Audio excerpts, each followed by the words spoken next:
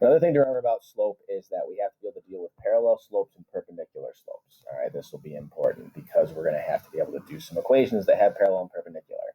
So remember, parallel lines have to have equal slopes.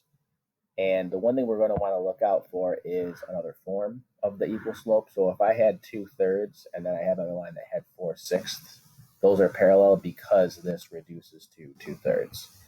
So remember that you can reduce things, when you're doing it to figure out if they're perpendicular or if they're parallel.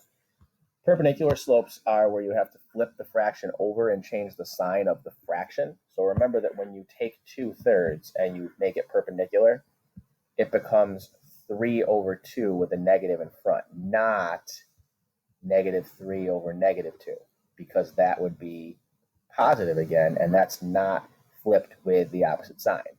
All right, so we have to remember that also.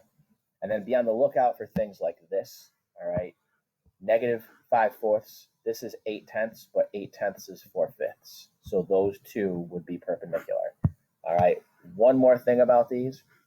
Remember that the symbol for perpendicular is an upside down T, and the symbol for parallel is two lines that look like the L's in parallel. All right, we want to make sure that we are really, really good at dealing with these different kinds of slopes, because when we get into the equations of lines, we're going to have to be able to do things like this constantly.